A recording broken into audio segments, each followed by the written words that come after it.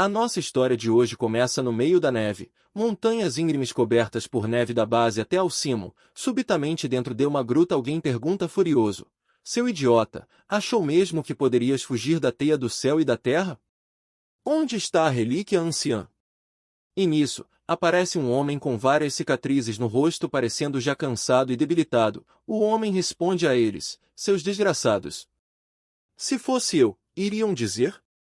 Já estando bastante irritado, o encapuzado xinga o homem e o chama de desgraçado, e o outro, estando mais calmo, estica o braço na tentativa de conter a irritação do companheiro, pede para ter calma e diz que irá falar com o batalhão principal.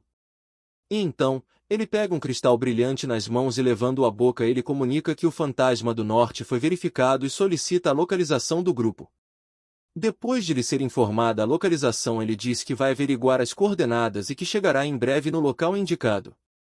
Depois de terminar de se comunicar pelo cristal, ele olha para o inimigo bastante debilitado, coloca as mãos na espada e com uma cara séria, diz que aquele idiota continua a querer pegar a espada mesmo tendo os braços cortados e se questiona de como esse homem, fantasma do norte, sabe sobre a relíquia que o rei está procurando. O encapuzado, já sem muita paciência, coloca as mãos na cabeça e diz que ele deve ter um motivo. E que ele já havia sofrido muito por causa disso. Que por causa daquele desgraçado ele se ferrou por vários dias. E ele acha que é meio injusto ele ter trabalhado tanto por culpa dele, e que ele, o encapuzado, deveria apenas aproveitar um pouco enquanto o batalhão principal não chega. E nisso, o fantasma só os observava com uma cara cerrada e os olhos bem atentos aos dois homens à sua frente.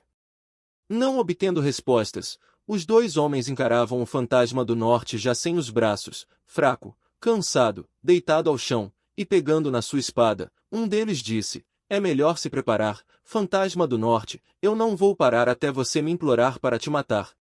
Não querendo ficar para trás, o encapuzado acha injusto e também diz: Ei, vamos decidir a ordem, como sempre. Não temos muito tempo. Se for cara, eu vou primeiro. Determinado a não morrer em vão, o fantasma do norte começa a morder os braços e enquanto ativa uma magia para conseguir os reconectar, ele vai dizendo: Não posso morrer sem fazer nada. A primeira falha ao despertar da família Drake sou eu. Zack Drake. Por ter nascido da grande família matadora de dragões, era algo obrigatório ser um usuário. Com isso, poderia te tornar um cavaleiro, mas se falhasse no despertar, seria tratado como lixo e expulso da família. Então, para sobreviver, fiz tudo para me tornar mais forte. E segurando na sua espada ele salta para atacar os dois homens, mas então, ele lembrou das palavras de alguém no seu passado dizendo: Se seu objetivo for apenas poder, no final, não terá mais nada. Porém, ele acha isso tudo sobre poder uma besteira. Com um semblante assassino, o encapuzado olha para o fantasma do norte com sede de sangue e então diz: Beleza, eu serei o primeiro. E num piscar de olhos, o fantasma do norte em grande velocidade e com um só golpe corta a cabeça do encapuzado, deixando o companheiro atônito e em alerta máximo. Assumindo uma posição de combate, o sujeito tenta contra-atacar, mas o fantasma do norte é mais rápido e com um só movimento, ele então desfere um golpe fatal, que acaba não destruindo apenas a espada, como também cortando o sujeito, levando-o a uma morte instantaneamente. Depois de ter derrotado os dois, ele conclui que em seu mundo, os fracos sempre serão derrotados por aqueles que têm poder. Essa é a verdadeira natureza das coisas. Se preparando para mais uma batalha, ele reconecta o último braço e diz que seria uma vergonha se ele fugisse de uma luta. Chocados com a situação, o grupo que chegou dentro da gruta se pergunta como era possível. Dois caras no fundo conversavam um com o outro, ele simplesmente colocou os braços de volta no lugar? É um irregular. Que nojo! E o outro, com um semblante determinado e decidido diz que não importa quem ele seja, o importante é apenas cortá-lo o pescoço.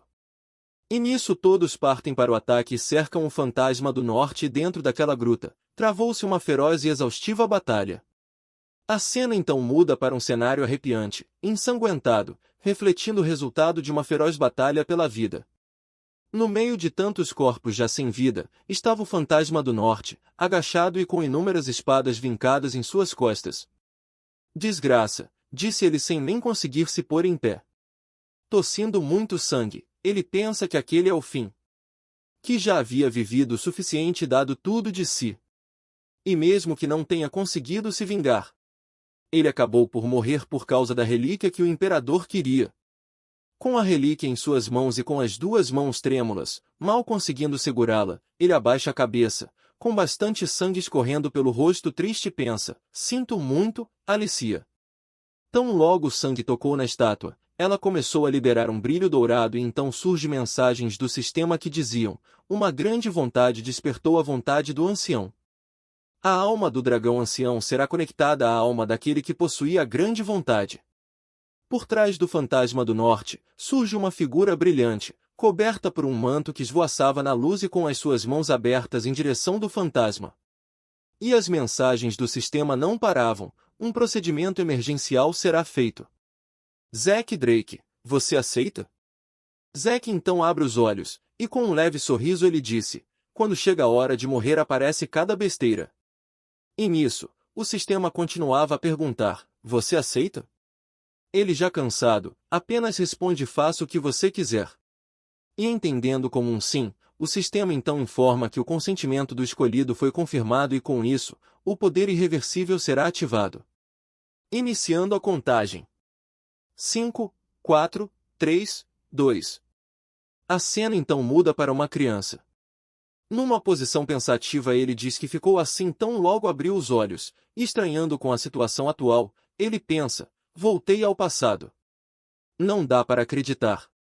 Ainda consigo sentir a sensação daquelas espadas perfurarem cada órgão do meu corpo, e esse lugar familiar é o Instituto. O Instituto de Treinamento da família Drake. Os Assassinos de Dragões. A família Drake é uma das 3 grandes famílias. O herói que derrotou o dragão maligno, Bahamut, e salvou o continente há 1000 anos, é o fundador da nossa família, Terrakan Drake. E por isso, todos os seus descendentes são abençoados com aura. Todos que despertam, se tornam cavaleiros incríveis. Menos eu, concluiu o seu pensamento sorrindo. E nisso, é-nos informado que naquele instante o sistema estava sendo reiniciado, o que fez Zack saltar da cama em extrema admiração. Confuso e olhando para todos os cantos, ele pensa que talvez tenha escutado algo. E vindo do nada, o sistema invade o espaço com mensagens, checando o mapa da alma do escolhido. Foi confirmado que as almas foram conectadas em 100%. A alma do dragão ancião foi combinada com a alma do escolhido. Suando frio, Zack ficou bastante surpreso com tudo o que estava vendo naquele momento.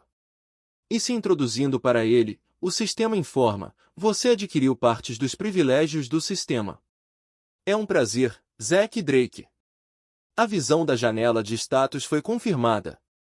Ainda em choque, Zack diz que é como se fossem visões mágicas e se pergunta se tudo é por causa daqueles artefatos mágicos. Com o aceno de suas mãos, ele então aciona a janela de status e nisso, é-nos apresentado a janela. Nome, Zack Drake. Classe, curandeiro, rara. Título, abençoado pelo dragão. Habilidade de classe, cura, estabilização mental, recuperação de energia, foco sensorial. Habilidades, perfuração vital rank, iniciante. Corte, rank, iniciante. Morte instantânea, rank DAC, iniciante. Habilidade dracônica, bloqueada, 10 pontos para desbloquear. Pontos de Caram possuídos, 0. Analisando todas as informações do sistema, ele pensa que tudo isso é muito estranho, que as janelas também são transparentes, como se fosse magia. Além disso, classe, habilidade, são termos que não usamos mais.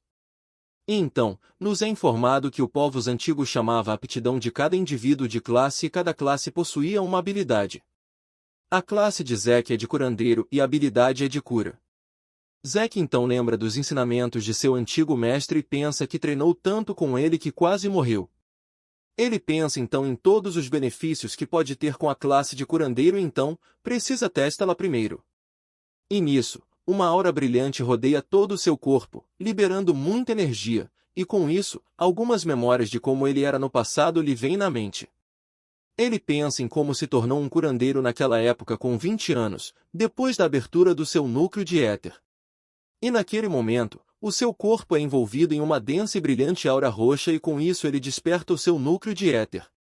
Sentindo seu corpo revitalizado e cheio de energia, ele nota que perdeu o corpo que havia adquirido com bastante treinamento, mas fica feliz por ter voltado com as suas habilidades e memórias intactas, e isso é bastante vantajoso para ele. E pensa também que para conseguir usar o sistema tem que descobrir tudo o que ganhou primeiro. Subitamente alguém o tira de seus pensamentos batendo na sua porta deixando-o bastante assustado. "Posso entrar?" "Jovem mestre", perguntou a pessoa na porta. Não adianta fingir que não está aí.